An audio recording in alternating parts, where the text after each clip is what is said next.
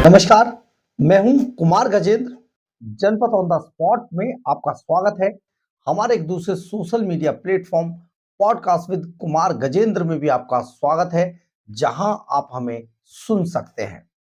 यूं तो Arvind Kejriwal and company पर 11 सालों के दिल्ली के शासन के दौरान दर्जनों केस चल रहे हैं।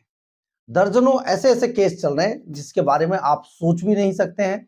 भ्रष्टाचार के तो ना जाने कैसे कैसी चीजें हैं उनके खिलाफ, परंतु इनमें एक अनोखा केस भी चल रहा है और वो केस है अरविंद केजरीवाल एंड कंपनी ने अपने शासन के दौरान विधानसभा में एक फर्जी टाइप का फांसी घर बता दिया और इस फांसी घर को बताकर बाकायदा उसको रेनोवेशन कराया, उस हिसाब से उसको बनवाया गया पुराने स्टाइल में और उस पर करोड़ों रुपए खर्च भी कर दिए गए।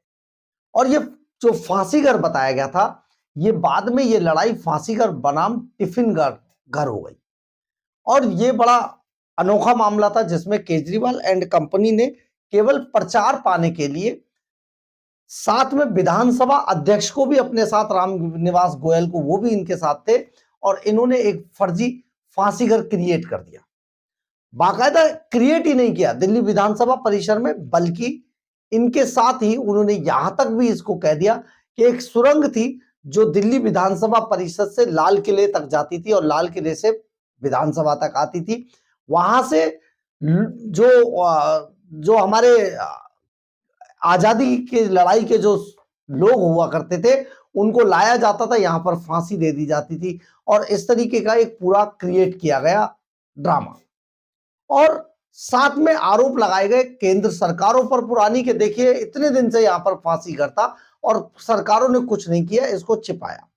लेकिन जैसे ही सत्ता बदली, भारतीय जनता पार्टी ने उस फांसी घर की जांच सबसे पहले की और यह मामला फांसी घर बनाम टिफिन घर हो गया।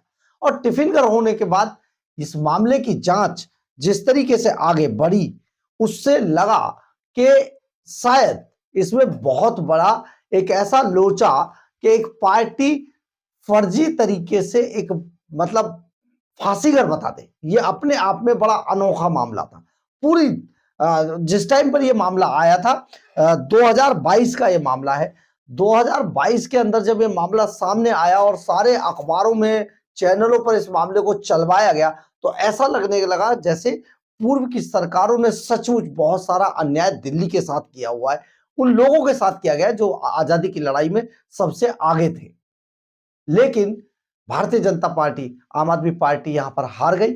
सभी तरीके के हथकंडे अपनाने के बावजूद केजरीवाल खुद चुनाव हारे, मनीष सिसोदिया खुद चुनाव हारे, सत्येंद्र जैन खुद चुनाव हारे और आम आदमी पार्टी के बहुत सारे लोगों को तो जमानतें जब्त हो गई, उनको यहां से भागना पड़ा।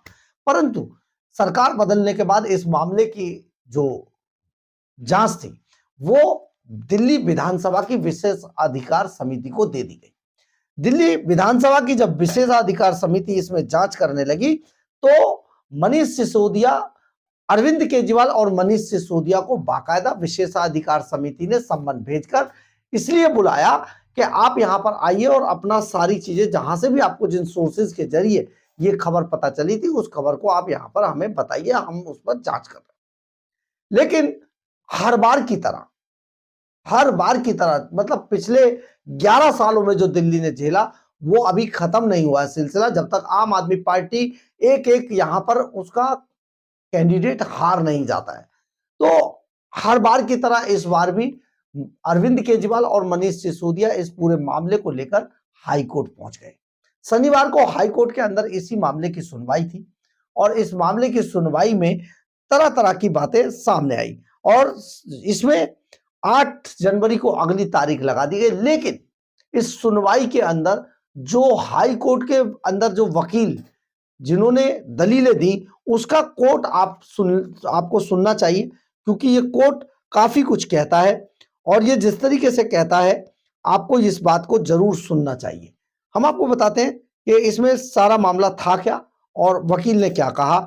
उन्होंने कहा कि इस मामले पर विशेषाधिकार समिति की, फिलहाल विशेषाधिकार समिति सिर्फ इस बात की जांच कर रही है कि फांसी घर को लेकर दावा सही है या नहीं। उन्होंने साफ किया कि अब इस मामले में किसी भी नेता पर किसी भी तरह के विशेषाधिकार उल्लंघन का आरोप नहीं लगा है और ना ही सदन की अवमानना से यह मामला जुड़ा है, कोई मामला बनाया गया है। साथ ही वकील ने कोर्ट में कहा कि केजरीवाल और सिसोदिया का समिति के सामने पेश नहीं होना जांच प्रक्रिया को रोक रहा है। ऐसा बर्ताव सदन की अवमानना जैसा है। साथ ही उन्होंने कहा कि समिति अभी किसी भी नतीजे पर पहुंची ही नहीं है, इसलिए दायर की गई याचिका पूरी तरह समय से पहले है। विधानसभा की तरफ से मौजूद वकील को यह भी स्पष्ट किया वकील ने कि इस मामले में किसी की जान या स्वतंत्रता पर कोई खतरा नहीं है। विधानसभा सचिवालय के वकील ने अदालत को यह भी बताया कि केजरीवाल और सिसोदिया विशेषाधिकार समिति के साथ बिल्कुल सहयोग नहीं कर रहे हैं। उन्होंने दावा किया कि सम्मन भेजे जाने के बाद भी दोनों नेता अभी तक एक बार भी समिति के सामने पेश नहीं हुए हैं और इस वजह से जांच आगे नहीं बढ़ पा रही है। ये बड़ा मामला था, बड़ा गंभीर मामला था। इसी बात को जानने के लिए अब हाई कोर्ट की तरफ से जो 8 जनवरी की तारीख तय की गई है और इस 8 जनवरी की तारीख पर जो अरविंद केजरीवाल और मनीष सिसोदिया के जो वकील हैं वो अपनी राय रखेंगे, अपनी जिरह करेंगे, अपनी बात को रखेंगे, क्योंकि ये जो आज जो वकील थे वो दिल्ली विधानसभा की तरफ से वकील पेश हुए थे। उन्होंने ये सारा मामला अदालत को बताया है कि इस मामले में ना तो किसी की जान को खतरा है, ना किसी तरीके का किसी को कोई खतरा है, सिर्फ उन्हें पेश होकर सामने समिति के सामने अपनी बात कहनी है। तो इससे आखिर ये दोनों नेता डर क्यों रहे?